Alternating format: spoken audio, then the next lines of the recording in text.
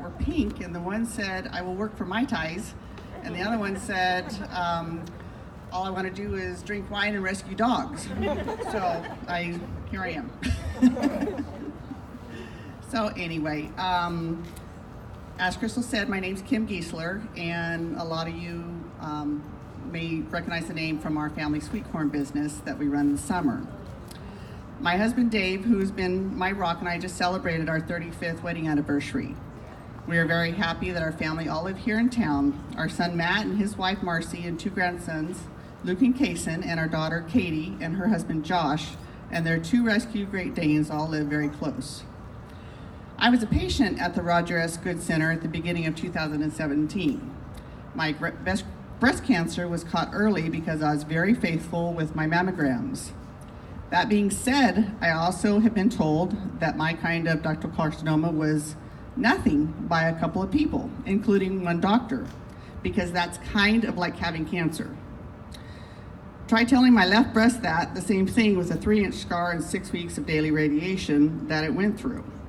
That's like somebody saying they are just a little pregnant or just a little under the influence. I was hoping to hear something like, "Oh, good for you for staying on top of this, since it could have been a lot worse." I never thought that there was even a small chance to get that kind of diagnosis. My experience at the Cancer Center included smiling faces daily. From the time I walked in the front door, I was greeted by a friendly face. Every corner I turned on the radiation side, I had people I enjoyed seeing every day. I was so impressed with the warm and compassionate staff.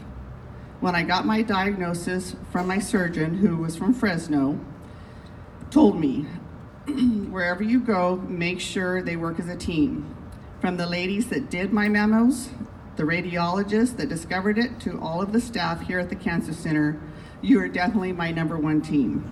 I can't thank you enough for all that you do every day." My knowledge of cancer has been mostly through my grandpa when I was much younger, my husband's best friend, and my mother-in-law and brother-in-law. Through them, I saw the positive outlook that they had each and every day. Our best friend's motto while living with cancer was always live one day at a time. My husband's mom carried herself through her illness with such positivity and grace the entire time. We all complain about getting old and the aches and pains we have, as well as the body parts that were once saluting the sun and have now all headed south. But we have to remember that getting old is a privilege denied by many. I'm a farmer's wife, so I've had to make sure I live by the motto, "My cup is half full, not half empty." My mom believed that a negative mind will never give you a positive life. I think I was always raised that way. My mom had a massive stroke at the age of 65, and watching her live her life being paralyzed on her right side and not being able to speak a sentence was challenging. But my mom was always smiling. My mom was the most positive person I have ever known. That characteristic also helped my dad, since he was helping care for her. I was born and raised here. I've always felt I had the picture-perfect family. I was the youngest of 3 girls who also with their families lived here in town. My sisters and I were very close. Our parents were hardworking, good Christians, and happy people who taught us to be compassionate, kind, and forgiving. I couldn't have asked for a better childhood. My parents believed that you just love everyone. My family is what brought me here tonight, along with Carol Ann. I got a call from Carol Ann a couple months ago. She said I had a story to tell. It's not as much of a cancer story, but a story of trying to overcome and continue on after tragedy. My story begins on the early hours of Sunday, January 28, 2018. My middle sister, Connie Morris, died suddenly of a heart attack. She had just turned 62 the month before. I got the call at 4:45 in the morning from my oldest sister, Judy. I had been with Connie earlier that day, helping her get the house ready for the hospice visit the next day, because Connie's husband, David Morris, was dying. What a shock on Sunday for the hospice nurse who showed up looking to talk to Connie, only to find out that she had passed away during the night.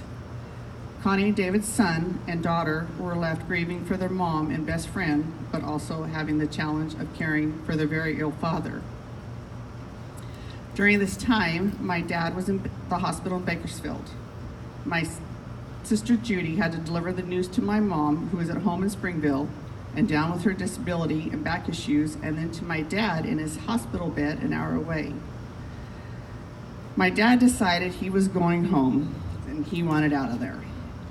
He wanted to be with my mom so they could mourn the loss of their daughter together. The next day, my sister went to pick up my dad from the hospital.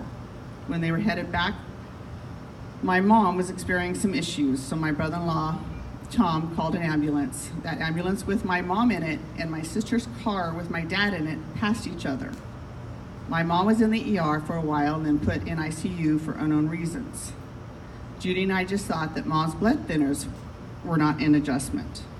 On Tuesday, January 30th, 2 days after losing Connie, my mom passed away with my sister, Judy, and I holding her hands and telling her what a wonderful mom and role model she had been.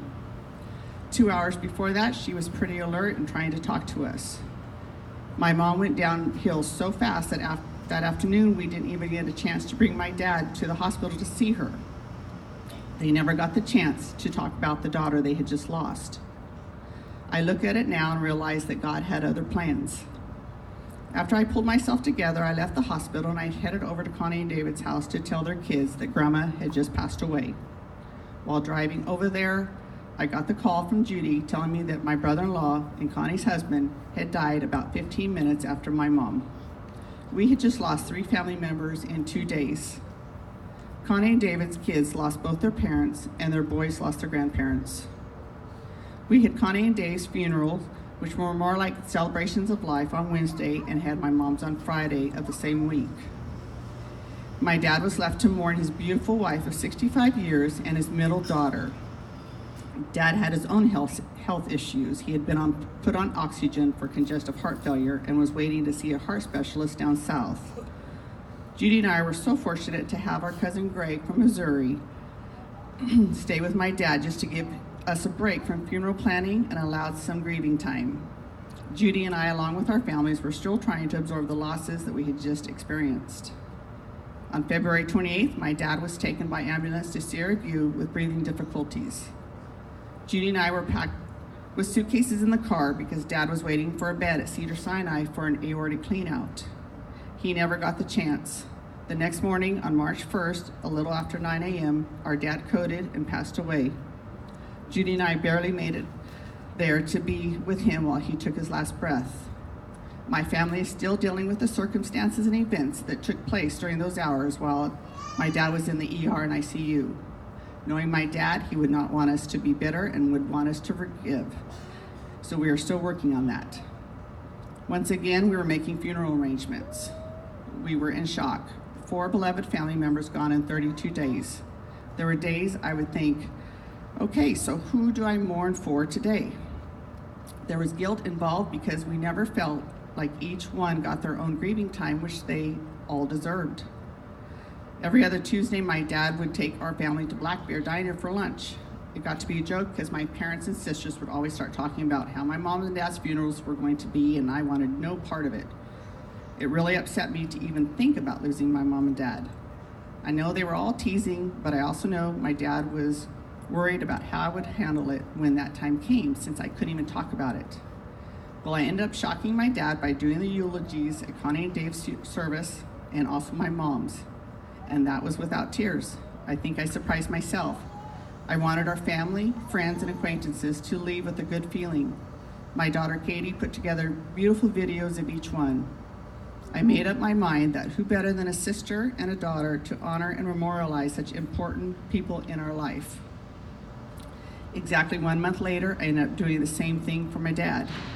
I have found that talking is healing. I use the F word a lot when asked about how I'm getting through this. Not the F word that some use, but my F words meaning faith, family, and friends. Without all of this, I probably wouldn't get out of bed. Being a Christian helped tremendously.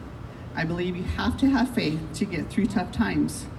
Having such a wonderful husband, kids, grandkids, and extended family work together and be here for each other was amazing. I've always been really close to my sister Judy and my brother-in-law Tom, but I feel we're even closer now because we are all grateful for what we have and we need each other. I've always been surrounded by a circle of great friends. They went above and beyond for us. Great friends help so much in life, whether it's a funeral, wedding, or birthday. My friends and I always just pitch in and help each other out. How lucky are we? My family also had great support from my mom and dad's pastor, Mark Pitcher from the Nazarene Church from Portugal. Even though the rest of our family were not members of his church, he treated us as though we were. There are really amazing people in this world. Grief visits me daily. It also wakes me up at night, and when that happens, I try and remember a favorite song or hymn of my loved one that brings me comfort.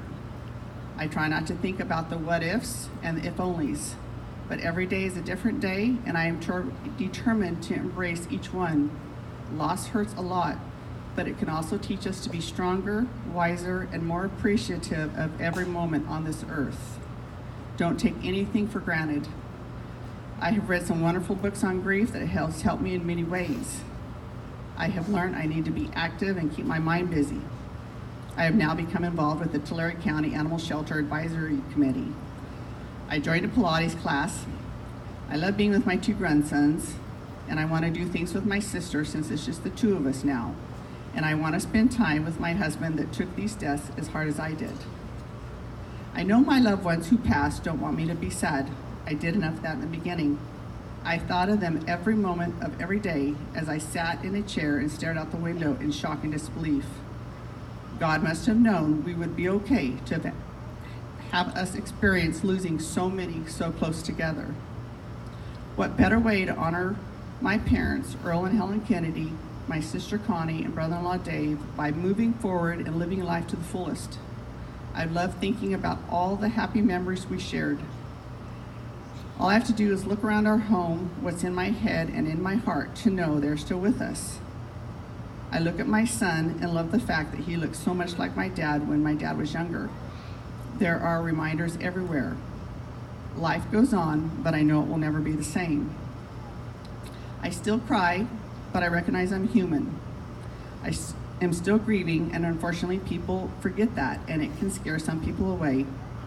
Anytime a devastating illness or loss of a loved one becomes part of your life, it is something that many can't handle.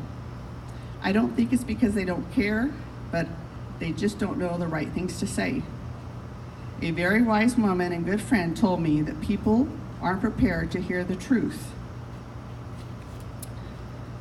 so they just don't ask. My advice is not to be that person. Be the person who shows compassion and empathy to others. If they only knew just being there, or a quick hug, or a note in the mail, short text or email lets us know they're thinking of us. I can't tell you how special it was to receive a note with kind words from someone I hardly knew. I want to learn by this experience and find something good out of all of this. Grief has changed me, but hopefully for the better. We were at a birthday party, and I had a friend say to me, "Kim, I don't know how you are handling this." I told him to look over the 30-year-old man named Jeremy laying back in his wheelchair, who had become a quadriplegic at the age of 14 from a freak infection. Here he is paralyzed from the chin down, and yet he was still smiling. His parents lost every dream they ever had for their son, and they were still smiling. My very dear friend's mom named Mary is in the hospital with cancer, and my friend was telling me about her mom's nurse who was having a really bad day. That was until she walked into Mary's room and saw Mary's uplifting smile and bright attitude, asking the nurse how she was doing today. The nurse's day turned out not to be so bad after all. What an inspiration that others can be to us, and they don't even realize it. There is no time to feel sorry for ourselves, because there's always some family that is worse off. Everyone you meet may be fighting a battle but you know nothing about. We may find that every day may not be a good day, but we need to find something good in every day. Let your own story you live and one day leave behind be a positive one. It's not about the house, the cars, and the money. It's about how we treat others, help others, and finding our own special purpose and passion in life. Everyone's journey is different. Count your blessings and be grateful, and leave a legacy that your own family will want to share. Thank you for letting me share my story.